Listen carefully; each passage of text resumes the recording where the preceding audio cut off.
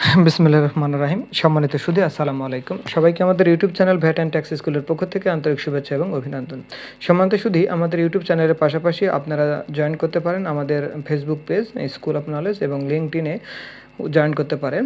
যাই হোক, সম্মানিত সুধী, আজকের ভিডিওতে আমরা শেয়ার করার চেষ্টা করব যে আয়কর অফিসে হাজিরার জন্য বা শুনানিতে কে বা কারা উপস্থিত হতে পারবে বা লিগ্যাল রিপ্রেজেন্টেটিভ কারা, চাইলে কি করদাতা যে কাউকেই শুনানির জন্য উপস্থিত বা শুনানির জন্য পাঠাতে পারবেন কি না।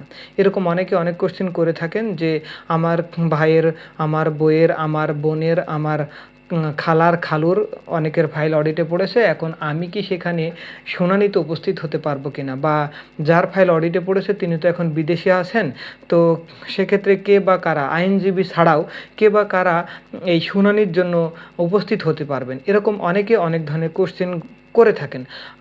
আশা করছি এই ভিডিওটি তাদের জন্য। এই ভিডিওটি দেখলেই আশা করছি উপকৃত হয়ে যাবেন এবং জেনে যাবেন কে বা কারা আয়কর অফিসে শুনানির জন্য উপস্থিত হতে পারবেন বা প্রতিনিধি হিসেবে উপস্থিত হতে পারবেন। যাই হোক, সম্মানিত শুধু ভিডিওটি না টেনে শুরু থেকে শেষ পর্যন্ত দেখুন।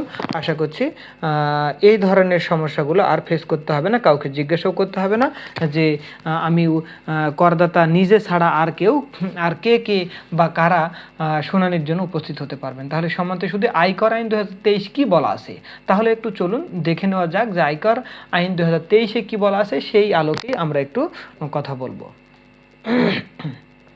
সম্মানিত শুধু দেখেন, অনুমোদিত প্রতিনিধি ধারা হলো 327। এখানে বলা রয়েছে হাজিরার জন্য অনুমোদিত প্রতিনিধি। অনুমোদিত আয়কর অফিস বা আয়কর আইন কাদেরকে অনুমোদিত প্রতিনিধি বলছে কোনো করদাতা যিনি এই আইনের অধীন কোনো কার্যধারার সহিত সংশ্লিষ্ট কোনো আয়কর কর্তৃপক্ষ বা আপিল ট্রাইব্যুনালে উপস্থিত হইবার উপযুক্ত বা প্রয়োজন, সেক্ষেত্রে ধারা 221 এর অধীন ব্যক্তিগতভাবে উপস্থিত হওয়া ব্যতীত, অর্থাৎ তিনি নিজে উপস্থিত হওয়া ব্যতীত অনুমোদিত প্রতিনিধির মাধ্যমে হাজির হইতে পারবেন। নর্মালি আমরা জানি ট্যাক্স লয়ারের মাধ্যমেই এগুলো করা হয়, কিন্তু অনেক বিষয়গুলো জানি না। এবার একটু চলুন দেখে নিই আসলে অনুমোদিত প্রতিনিধি কে বা কাকে বলা হচ্ছে। এই ধারার উদ্দেশ্য পূরণকল্পে অনুমোদিত প্রতিনিধি অর্থ এরূপ কোনো ব্যক্তি যিনি করদাতার পক্ষে উপস্থিত হইবার জন্য লিখিতভাবে অনুমোদিত এবং যিনি বলা হয়েছে করদাতার পিতা, মাতা, স্বামী বা স্ত্রী, পুত্র, কন্যা, ভাই, বোন।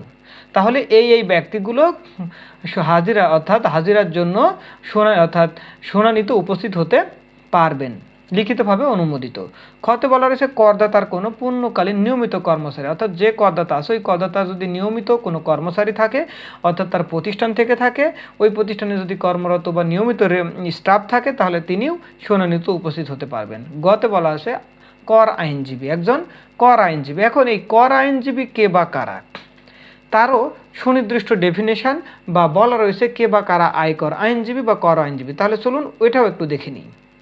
বলতে দেখেন উপধারা 3 নম্বর বলা রয়েছে উপধারা 2 এর দফা গ এর উদ্দেশ্য পূরণকল্পে, অর্থাৎ কর আইনজীবী অর্থ কি, কে বা কারা কর আইনজীবী। বলা রয়েছে বাংলাদেশ বার কাউন্সিলে আইনজীবী হিসেবে নিবন্ধিত কোনো ব্যক্তি, বার কাউন্সিলে যারা সদস্য আছেন নিবন্ধিত আইনজীবী হিসেবে তারা কর আইনজীবী।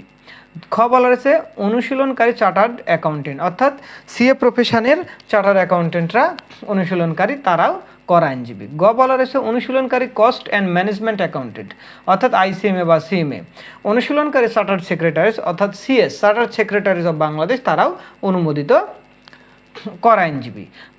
মতে বলা রয়েছে যে উপকর কমিশনারের নিম্নে নহেন এরূপ পদে কমপক্ষে 5 বছরের জন্য আয়কর কর্তৃপক্ষ হিসেবে কাজ করিয়াছেন এরকম ব্যক্তিবর্গও কর আইনজীবী। চতে বলা রয়েছে বোর্ড কর্তৃক কর আইনজীবী হিসেবে সনদপ্রাপ্ত কোনো ব্যক্তি, অর্থাৎ আইটিপি যাদেরকে বলা হচ্ছে, এরা হলো শুনানির জন্য উপস্থিত হতে পারবেন। আচ্ছা, 4 নম্বরে বলা রয়েছে প্রত্যেক কর আইনজীবীকে বোর্ডের সহিত নিবন্ধিত কোনো কর আইনজীবী সমিতির সদস্য পদ অবশ্যই হতে হবে। কি আইনজীবীকে কি বোর্ডের সহিত নিবন্ধিত কোনো আইনজীবী সমিতির সদস্য হতে হবে।